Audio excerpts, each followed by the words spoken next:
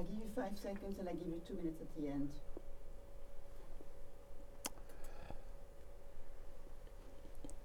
Okay, and welcome very, very much to her, another session with my dear friend Steve Neskis, who's down in Virginia Beach, and he's going to have a lot to report from that site, and he's going to about what he's up to and what's going on in the world. It's really good to be in touch with an old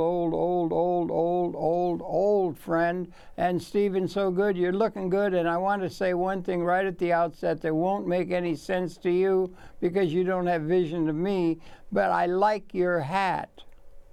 Thank you, Harold. I'm not sure which hat is more sterling, which hat is more catching, but it'll all come out in the wash, okay?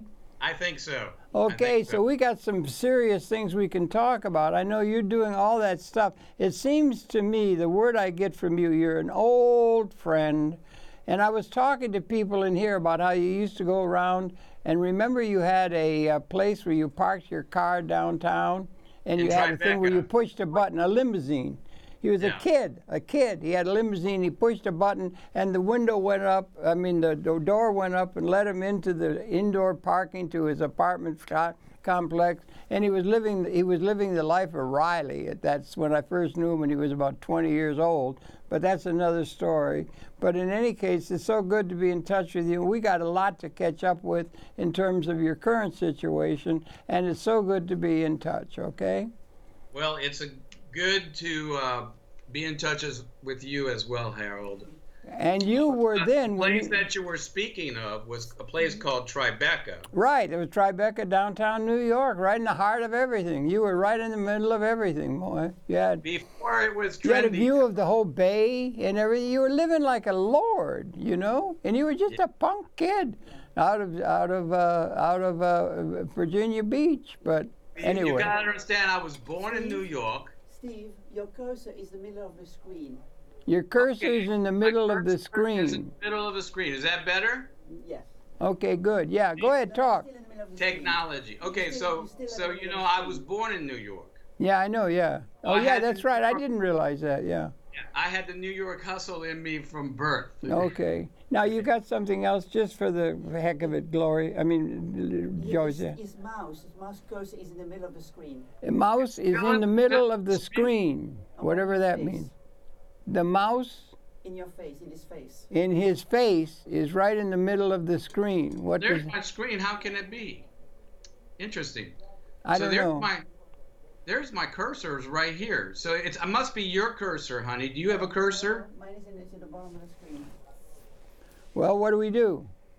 It's okay, leave it. Okay, leave it. Is it at the bottom of the screen now, honey? It's just you with a great big old something sticking out of the top of your head. So, I mean, you know, it's nothing more than that and everything. In fact, it's kind of becoming, you know, to have a kind of lump sticking out of your head. It's not on my point. It's on your point. You got to Of course, I know it's my fault. Every time anything goes wrong, it's my fault, as always. Yeah.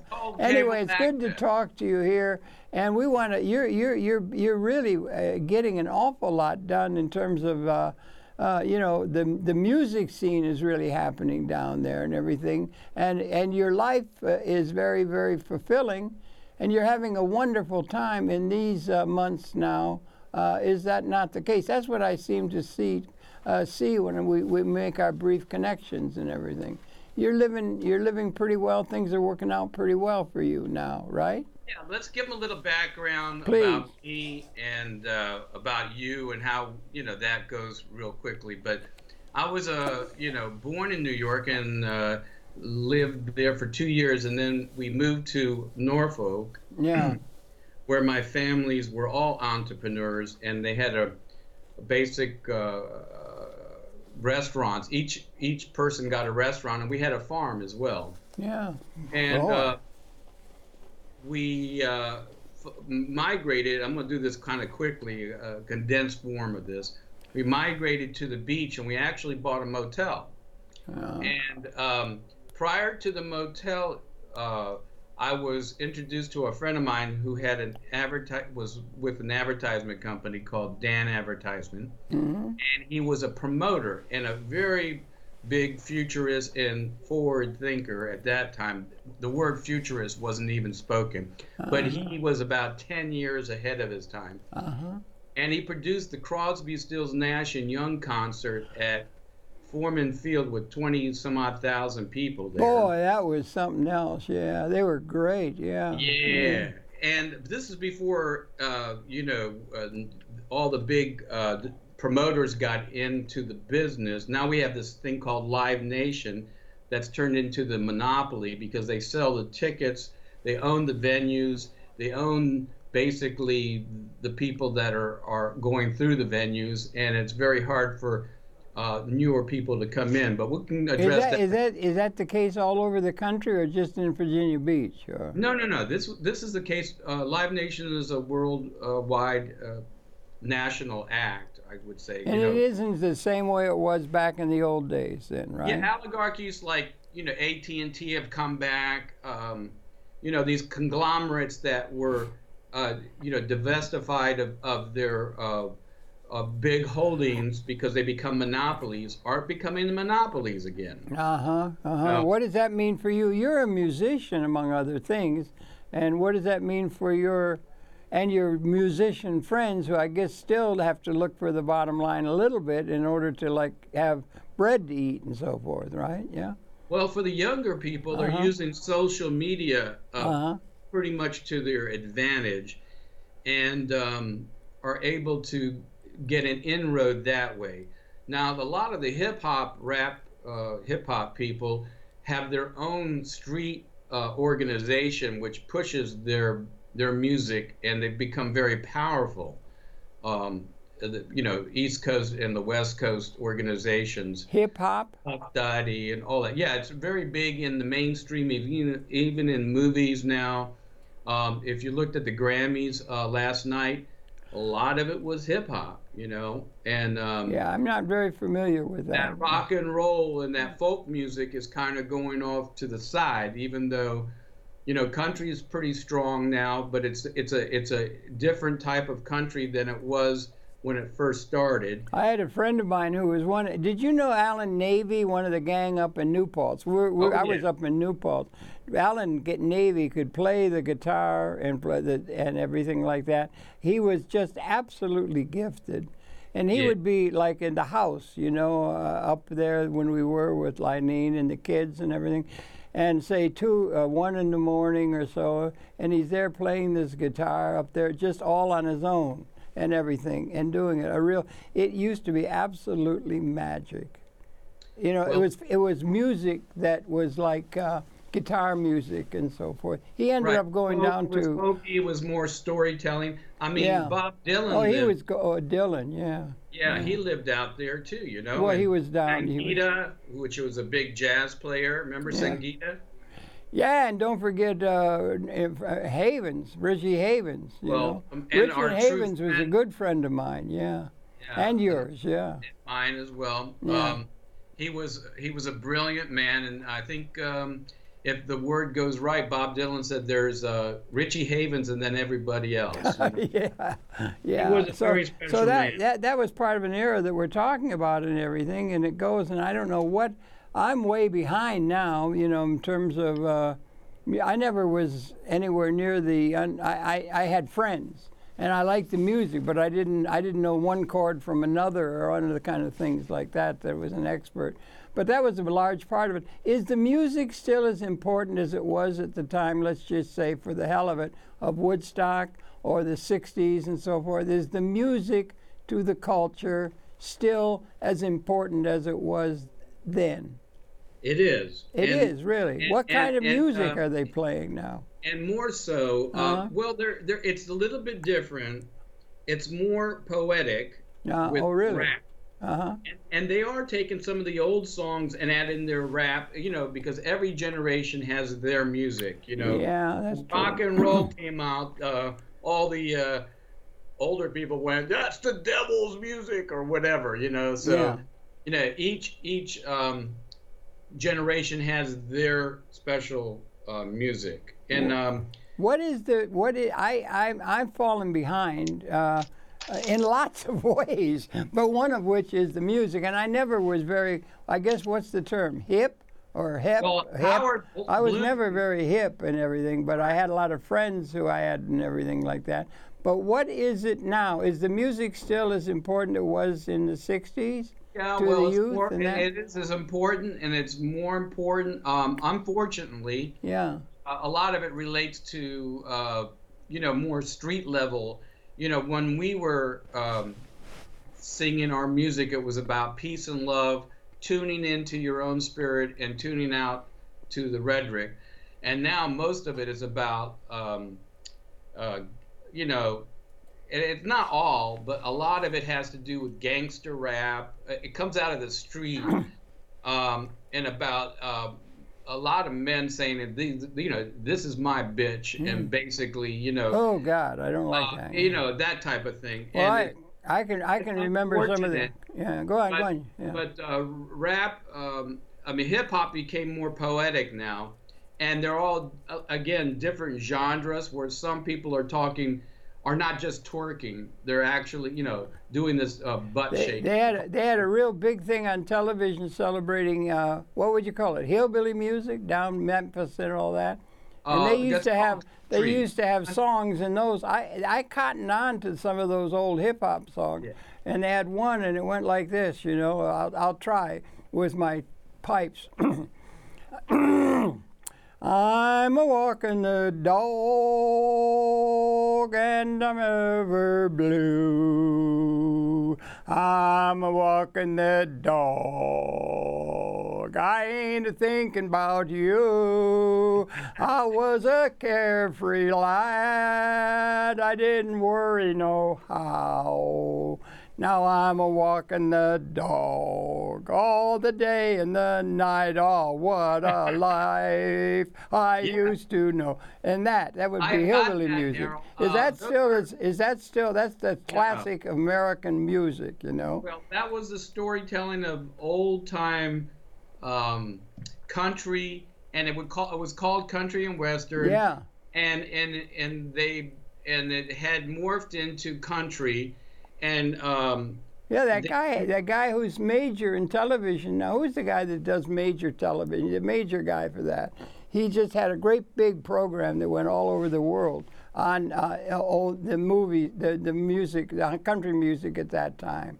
Oh, there's PBS. No, the famous guy that made all the music. I'm sorry, it just doesn't come to my mind. Anyway, the music is part of the scene and everything, but there's also all these other things that are going on. There was a political context. There was a war that it might be hard for some of the younger people to try and realize how awful was the Vietnam War and other kinds of aspects of what was going on in the human condition and everything like that. But it's now. Well, I met Richie Havens. Oh, Richie was such a great guy. And he was a real influence in my life. And me. First, he opened up Woodstock. Yeah. And there was something blowing in the wind back then about peace and love.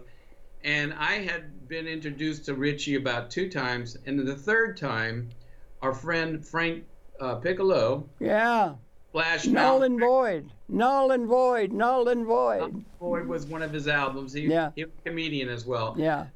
He says, Steve, you're a visionary, and I want you in the record department. I want you in the video department of our record company. Yeah. And I will personally introduce you to Richie Havens. And he's going to be at the birthday party of a friend of ours. His name is Harold Shanner. Mm. And that was your birthday, and I met him for the 3rd time and kind of embraced.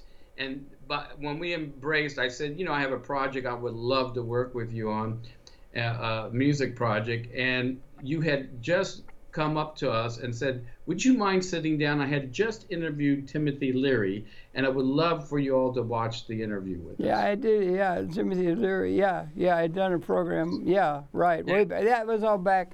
Yeah, I was doing interviews with all kinds of people all the time and everything. And meanwhile, listen, we ought to try and get it up to date because there's a whole lot of stuff still going on. We live in a modern world. This is kind of important setup. So here. all of this reminiscing about the past probably is boring to a lot of people, but maybe some people could cotton on. But what do you actually, think of what's going on with Mr. Trump and everything right now? He's we'll a get to major them. figure We'll in get the to world them. scene. Get to them.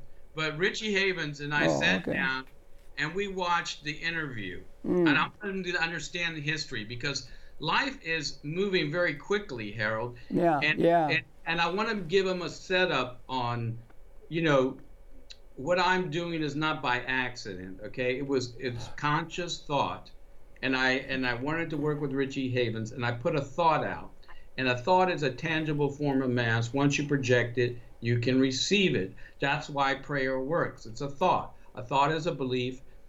I And have no idea what you're talking about. well, but I know it must be good. the Yeah. magic of thinking big. I know you don't understand any of that, but Mm. some people in the audience will. Uh, So anyway, so here we are. Richie Havens and I are sitting down watching the interview, and we're discussing things, and we're saying, you know, each generation is learning what the other generation knew a whole generation earlier. So like what the 30-year-olds knew, the 20-year-olds are learning already. And as we were saying this, in your interview, Timothy Leary goes, the information's being handed down to the next generation earlier. And we looked at each other and went, deja vu, baby. And that's when I started well, I working. mean, that's a sort of a truism. You know, the music is handed down generation to Well, not generation. only that, information. That was going on in the 14th century, I think, you know, but yes. Not just music, Harold, it's information. Okay, yeah. But the little kids know what we did, what we thought we knew back in 8 and 9 years old. The kids have access to information now that scholars only had. Well, that's interesting. I don't know what they've got because they're so distant. I don't have kids in my immediate environment. I don't know what's really, what do you call it, hip or hot, hip or something now. I don't know. But I know there's a whole lot of shaking going on in the political world. We've got the impeachment made manifest in the recent time against Mr. Trump. We've got an election coming up. And there's a whole lot of shaking going on in the political world. And how are you relating to all that kind of stream and drying, as they would have said, in the political context of the nation and the world? Let's look at that. If you want to look at that, and we go back to technology and other things that are even more. Well, the important. technology sort of plays off the music and all that. Yeah, but okay. Well, yeah. not only that, but knowledge too. But let's go to Trump and what I am is, you know, if you can put up the graphics, I'm a systems thinker, a futurist, and a social engineer. It's up there, yeah, I think, yeah. And you know, what is happening is that we are at a point in our country where we have been polarized to basically our fears. So most people will listen to, you know, Fox if they're a Republican, and CNN if they're a Democrat. You know, but That they seems, will listen to each other. Nobody is compromising for the good of the nation anymore. We have, with the new technology, Russia and other people giving disinformation and accept it as truth. And this is very dangerous for our country. We are not learning to be good observers of information and deciphering what is real and what isn't. So Facebook and people like that are having big problems of how do we address these issues, okay? You think so? The big guys are having a hard time with their marketing ploys? Well, not only marketing is how it's do all you... marketing in a sense, Well, I not guess. just marketing, Harold. Yeah. How do you allow on Facebook truth versus lies? How do you judge that, you know? Well, one man's lie is another man's faith, you know? I mean, that's one of the problems. Truth. There's disagreements between what is faith and what is real and all that, yeah. Right. And if you say it enough, sometimes it becomes truth. Yeah, you know, and like people Trump feel has it very learned how to do strongly, that. yeah. Trump has learned how to do that very well. If I scream loud enough and just give you accusations and hyperbole, you're going to break down. And an old marketing trick is that if I can get to your children and have them bug you more than 4 times, you will cave in. So let's say I want you to have a Happy Meal. If I can get that kid to say to you, Daddy, I want a Happy Meal, I want a Happy Meal, I want a Happy Meal. What's After a about Happy 5 Meal? times, What is a Happy Meal? a Happy Meal is a kid's dinner with usually a little toy Oh, or Happy something. Meal. Oh, meal, food. Meal. Oh, I see. Food. Oh, okay. Okay, so they have learned that human beings are not constructed very well in the sense of learning to decipher information, you know, critical thinking. Most people are working jobs and they turn on the TV and they kind of migrate to what their beliefs are, and to strengthen their beliefs. So what we have in today's world is a polarization. Yeah. Back in the day when you interviewed Senator Long and Ronald Reagan, I didn't agree with Ronald Reagan at all, but at least they compromised for the good of the nation and they created ESOP. Remember that? Well, ESOP was, yeah, that's in the realm of economic theorizing. Yeah, yeah. So I mean, at least people compromised for the good of the nation somewhat. You know, they would have, but now the parties have talked to each other and said, look, we're not going to allow anybody to pass any legislation unless it comes from us. So now it's like, how many people can we get? Can we get a majority to shove things through? So Trump promised people to have a conservative, judges, and so that was a big thing. So he's pushed, a couple of conservative judges, on these big, judgeships, and now, he's promised a couple of things. One thing was to strengthen the borders, which I don't disagree with, and he's been a good person for busting China's chops to stop stealing our intellectual property. Other than that, he's a very dangerous man so far as global warming goes. We have intelligent people in our Congress grabbing ice ball and saying, out of Washington, D.C., they go out and grab some snow and they go, what global warming? And to that I say, Congressman, good sir, there is a difference between climate and weather. Well, yes, there is. Yeah, weather's. And when you show a snowball, climate's longer term. Yeah. That's called weather. Climate is a longer term. Yes. A pattern. Yeah. And unfortunately, people dismiss this, and it is one of the things that could bring us to a kilter, as we become more populated and not be able to, feed ourselves properly, Boy, you got a lot of big themes there that you're riding your hobby horse on. You got people's no food to eat and things like that.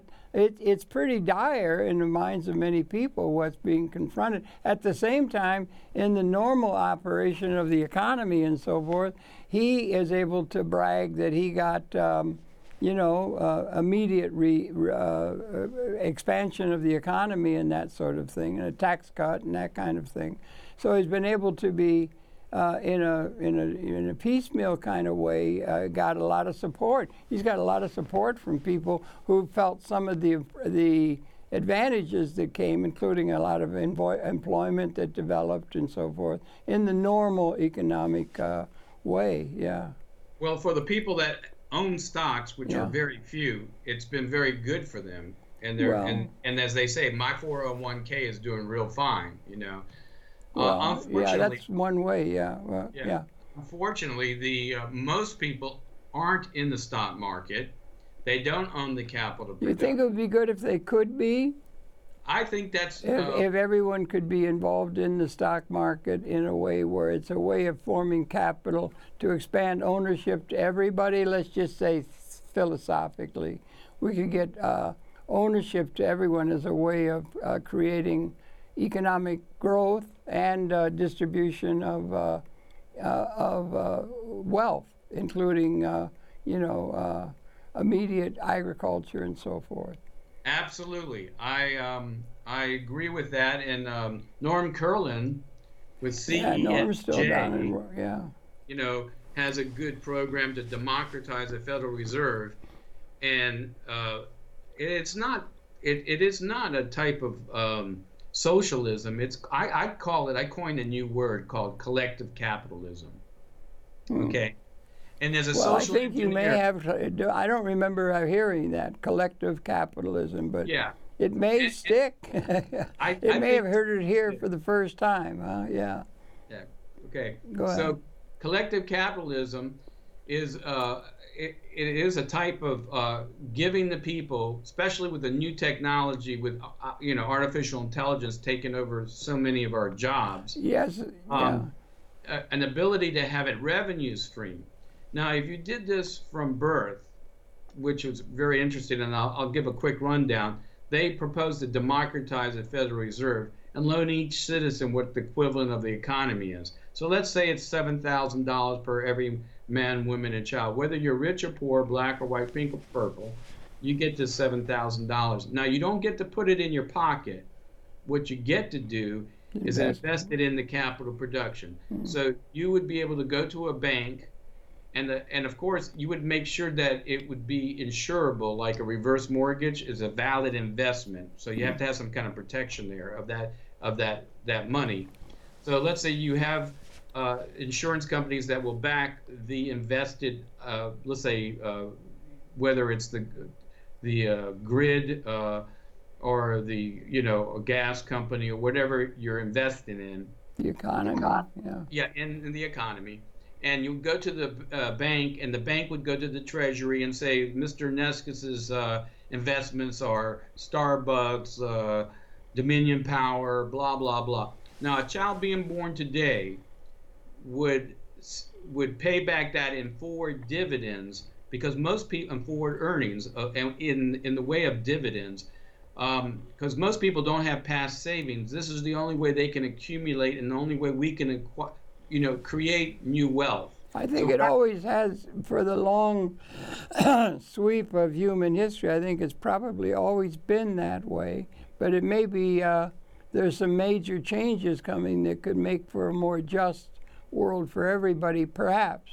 Well, that's one way. What's in the offing, but instead we have impeachment and threatening our president and all kinds of disassociation from the population in general, and broken down into warring camps. It's pretty disconcerting, don't you think? Yeah, it's part of the pendulum swing. You have these absurdities and it goes to conservatism, and somehow it kind of meets in the middle. Hopefully, but a child being born today in this investment would make $1.6 million in dividends, $465,000 in savings, with a retirement of $46,000 a year. Well, now that's all stuff you'd have to report in detail to called economists and bankers and people who have take on the real economy, right? Right. Yeah. Just a general understanding of that amount, that would be better than any Social Security or Medicare for most people, or Medicaid.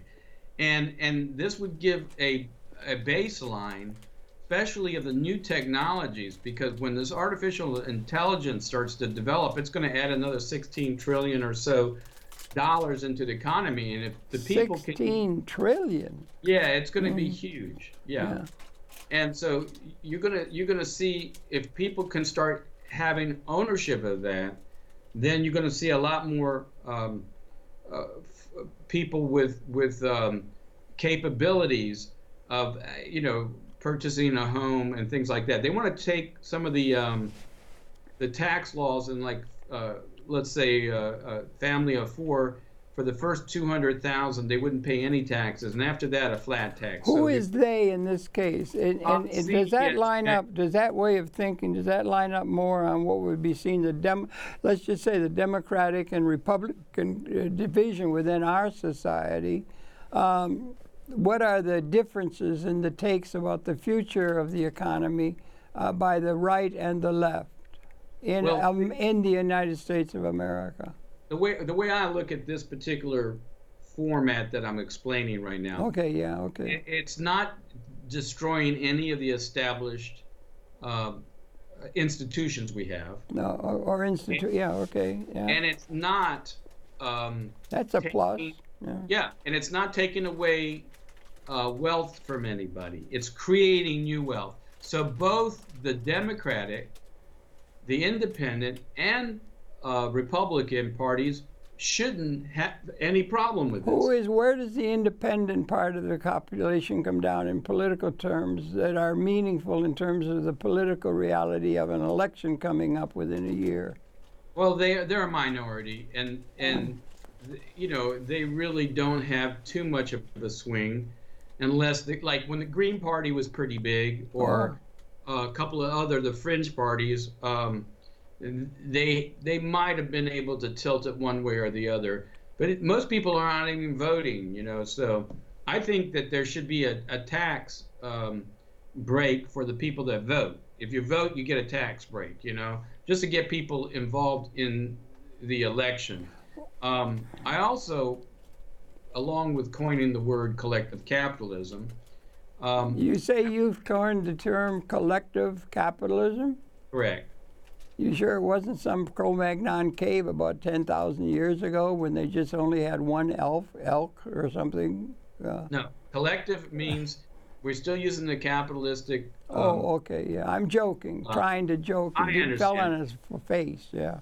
But you know, being collective, we're still using capitalism as the tool, or the fundamental tool. Unfortunately, unbridled capitalism is greed, okay?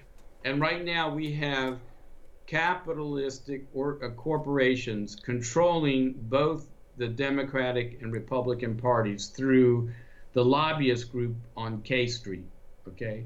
So they're entrenched in getting their own way, you know? So we, the people, have to own those corporations, which is another plus to having ownership of the capital production. You think there should be ownership to the to the population on large of essentially viable capital ownership, stock options, and so forth that could give them a meaningful flow of income to be able to have it be really significant in terms of a more prosperous and peaceful economy?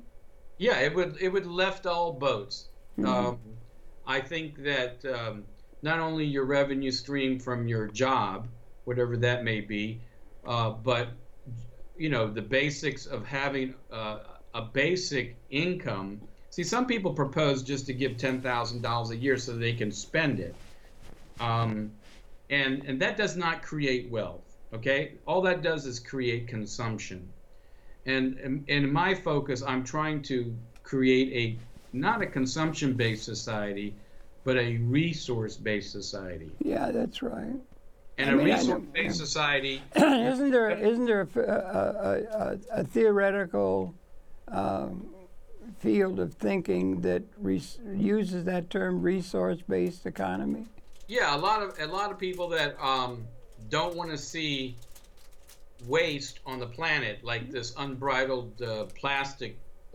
That's tons and tons of plastic that's basically in the ocean and all over the place, ready to. It's getting very serious now. We become plasticized. I mean, the molecules are so small now that we're ingesting them in the fish, the meat, and all that. So it's also akin to the global warming that seems to be a major thing that's occurring that many people want to disassociate from, or say that that's just overly worried thinking. That's not a real problem. But most of our climatological leadership element is saying it's a major problem indeed confronting the whole human society. What do you think on that? Well, I think... And what's to do about it, if anything? Yeah. Well, again, if we have businesses that take up the carbon and we can invest in them, then we could have these companies become very large and scale up to do the tasks that are needed in order to save the planet. And that could be done within the Republican or the Democratic Party. Right, and it can be It a you think? bipartisan issue that can be both of them can take credit for, and it would be a common ground thing that, instead of looking at what we don't agree on, let's look at what we agree on. Yeah, it's almost coming up on the vanishing point. There's such division within the world society. Yeah. Right. So most of the time we end up talking about what we don't agree, and we don't focus on at least our what we agree on. But yeah, so if we could get some of these tools out there, again, on the other positive side, there's a new kelp farming industry that is in up north, Sea Farm. I can't remember the exact name. I have it in my records, but it actually they're growing kelp, and it's very healthy for you. Okay, and they can make it in a lot of different formulas. There was another guy that came up with an idea to grow kelp on a line, and also mussels and clams. And kelp is such a good product. If you grew the kelp the size of Maine, you could actually change it in oil and things like that, and really you wouldn't have to be fracking and destroying our aquifers and things like this. That's why I said it's important that we allow people to invest in the new technologies, including these corporations can shift. Right now they own, the K Street, which is the lobbyist groups, and they're not allowing these new technologies to come. So I propose a very important thing besides coining the word collective capitalism, but creating an organization, that's my big focus, that will be 1 billion people worldwide in 10 years. 1 billion people, a lot of people. Yeah, it's a force to be reckoned with, okay?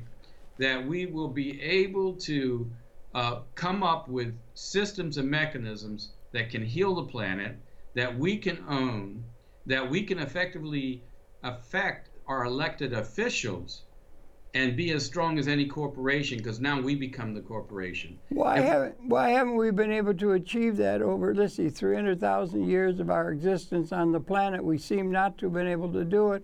What is there that makes it possible for us collectively to achieve that within a very contentious political context and so forth at this particular moment in time?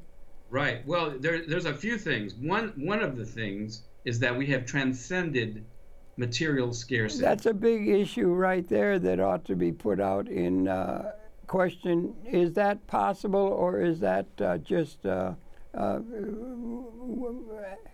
hopeless thinking? No, this is a very true statement. Okay. We can create anything that we want at this time.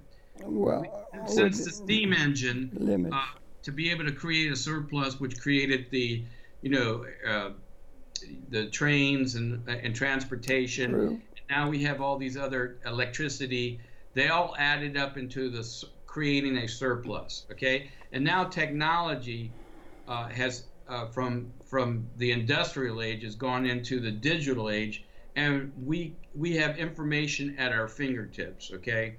And so all systems are there. The only system that hasn't been developed is the mechanism to allow all these people to come together and agree on certain things, which I'm going to be launching in a near future, hopefully with Ray Kurzweil, Peter Diamandis, and some other people of that forward thinking, is the ability to have ownership of this capital production and to be able to shift the whole way we are doing business. Just imagine if we were 1 billion people strong, we could take it away from Facebook. We could take it away from Amazon.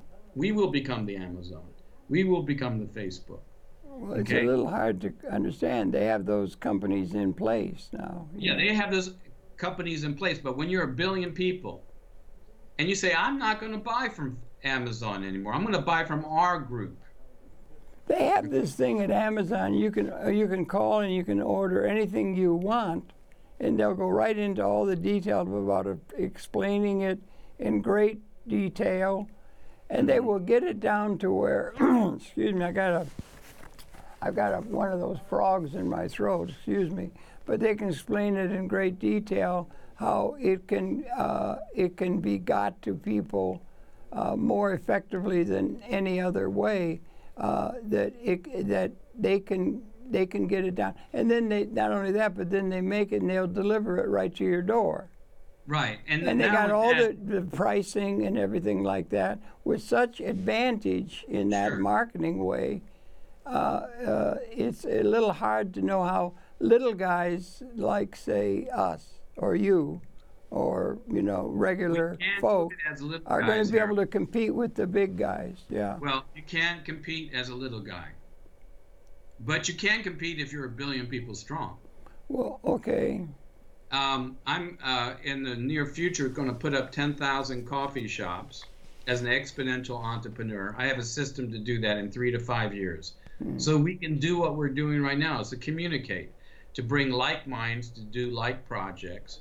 I have special systems that will allow that to happen in an exponential way. For instance, Exponential is really a serious movement in the economy. Yeah. Yeah. So we got about 15 minutes, and I'll explain a little bit about this. If you remember, Kodak invented the digital camera, and I should have brought it, but I got the first digital camera with like a 0.5 megapixel, $400. I was a big tech junkie. Remember those days? Wait a minute. They had Kodak there. That was back at the turn of the 19th century. They had Kodak. Yeah, but they became the #1 company. Yeah. Okay? Yeah. And they actually invented the digital camera. Okay. And the board of directors Progress. Yeah.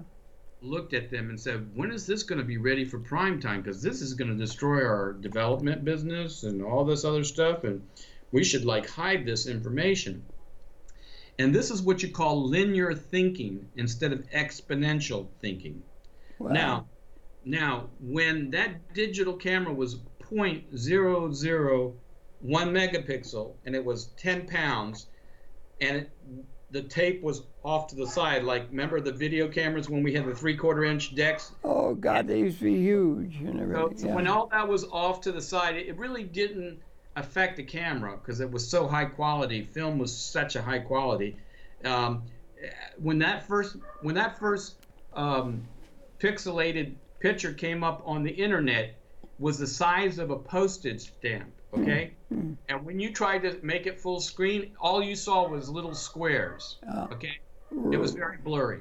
Now we have 4K, which means the zeros, those little circles, are now so fine and clustered that when you expand it to a huge television set, you don't see any loss of resolution. I'll be damned. How does that fit into the 5K movie that's coming along? And what's the implication of 5K, which is being touted by so many of the leaders? Yeah. Before we go into that, let's get back to understanding this thought of exponential and linear thinking. Yeah. Okay. It's very important. How do you differentiate between exponential and arithmetic growth? Okay. So this linear company now is saying, I invented this digital camera, but it's going to interfere with my business. This is the board of directors. So they say, hide it. Well, technology continues to grow, and other people started making this digital camera. And when it went to from 0.001 megapixel, it didn't matter. But once it got to 1 megapixel, this is exponential growth. It went to 2. And once it went to 2, it went to 4. Yeah. And went to 4, it went to 8. Now, and how did those numbers translate into reality? It's a little hard to understand. Okay, I'm going to tell you that. Yeah. When these megapixels got bigger and bigger like this, it rivaled film. Rivaled film, you said. Right. Spell it out. So when you have Kodak at, let's say, film level being high resolution, Yeah, and it is. digital being really low resolution, it didn't matter because it grew exponentially. Okay, it became to the point now that this phone, the new ones, have 22 megapixels and rivals film. Yeah, I know, it's amazing. It really Okay, is, and it's just increasing. The rate of the increase is increasing all the exponential. time. It's called an exponential. That's called Most exponential. companies Yeah, do yeah, not that's think true. Yeah. exponentially. Hmm. They think linearly. To this day, all big companies think linearly. They don't move fast. The whole Now, economy, the whole society. Is it a excuse me? Is it a shift in the whole economy, not just a business sector? The whole society is moving in a new direction that has great implication, that it is could be. relevant It could be. to And it's, consciousness itself, is what I'm saying. well, there's this thing that I have a site called Grow Up or Blow Up. Yeah, Which, you've had that ever since I can remember. no, not No. true. Oh, I just launched it a couple of years ago, and it's for my book that I'm coming out with called Grow Up or Blow Up. You've heard it first here. yeah, Grow yeah. up or blow up, the next paradigm shift to the Great Awakening. Now we have a choice whether we're going to transcend material scarcity and get to the point. I mean, we have it in theory, but in Yeah. practice, to the people. Mhm.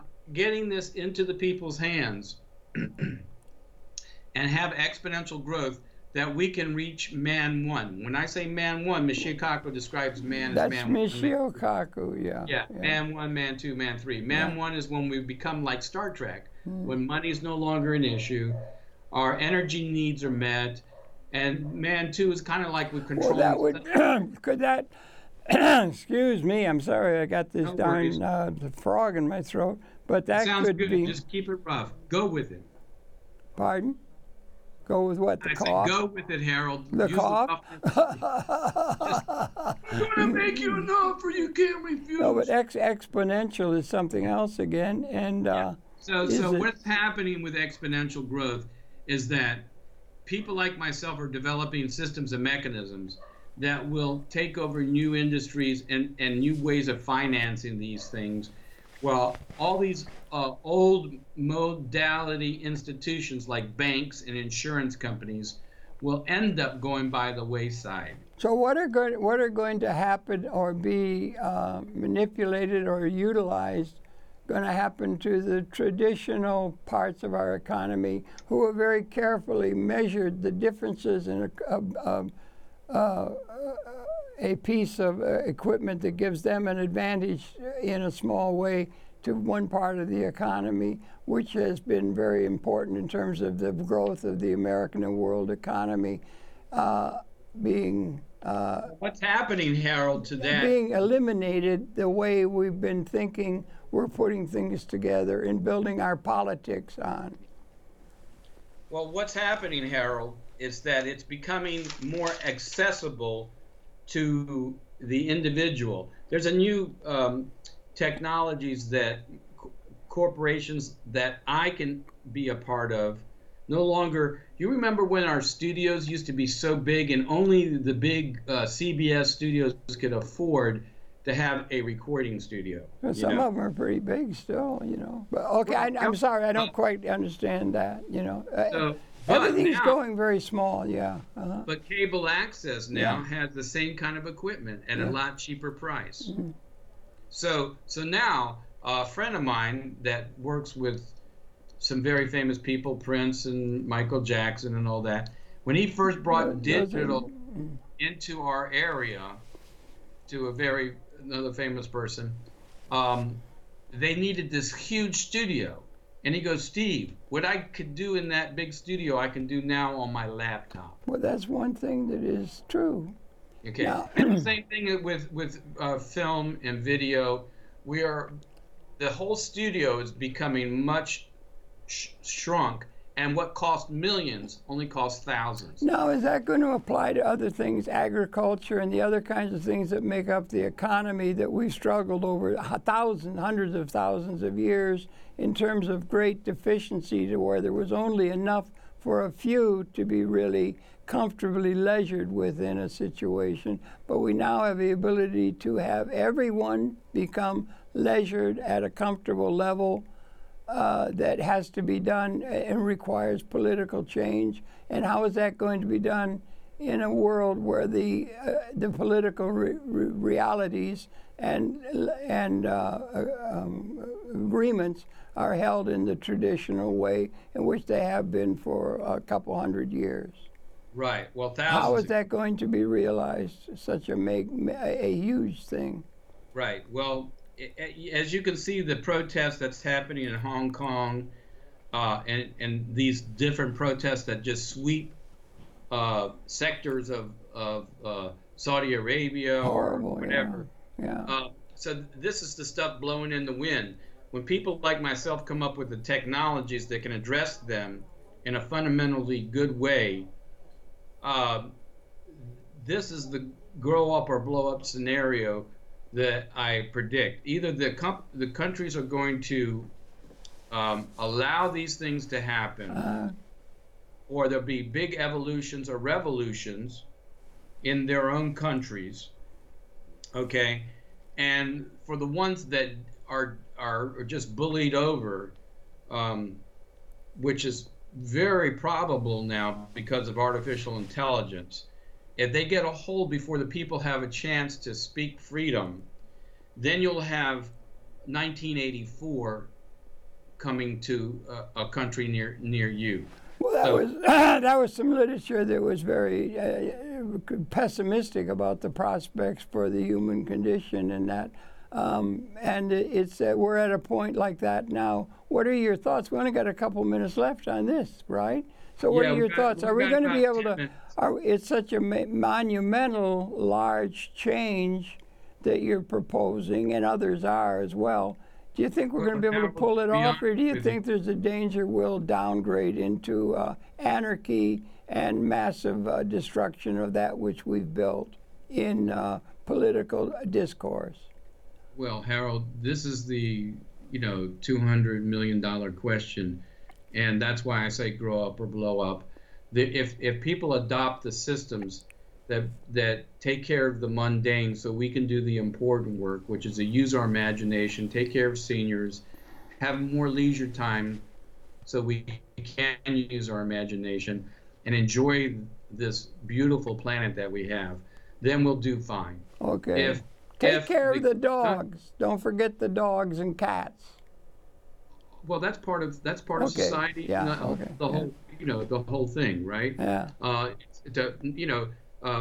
People have certain levels of understanding. First, it's yourself, and then sexual, your family. Are you optimistic, pessimistic for the future prospect yourself? Well, then you think about the country, and then you think about the planet of the other animals as being important. That elevates your spirituality, if you understand it.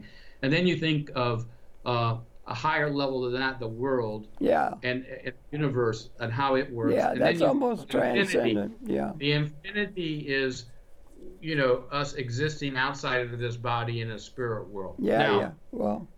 Now, most people, it doesn't have to be. It doesn't have to be a spirit world. It could be a world that's very mundane and everything, and just an awakening. But one thing is, you're right, and that is the reality in which we find ourselves. And I thank you for trying to put all these things together, and also for talking to us here in right now on these issues at this time. They're informing the whole human condition. And thank you for bringing your thoughts to it and everything. But unfortunately, Steve, we've run out of time. No, I think we got about 5 minutes. No, we have another 4 minutes. Oh, I'm sorry. We got the word. We have another 4 minutes. There's been a reprieve. So fill that 4 minutes with good thought on how you might be able to make the transition from where we've been. 200,000 years of human evolution is to be transformed within the lifetime of ourselves and our progeny now. It's an amazingly pregnant place to a point to have been born into the evolutionary process, is it not? It's not a small matter. It's a matter of the highest order. Yes, Harold. I think it's we're at a precipice of time that we can transcend material scarcity in the real application of it. For all. For all. And for the all. creatures? I'm sorry? And the creatures? For all. In fact, the design, if you look at the Venus Project or any of those other places, Yes. You'll see where Jacques Fresco, yeah. Yeah, you'll see, these huge living areas with jungle all around. And I predict in the future we'll be tearing apart most of the concrete and creating these, allowing terra firma to grow from east to west to north to south, if we grow up before we blow up. And we will recognize how special this beautiful jewel of a planet, which our space people went out and took a picture of it.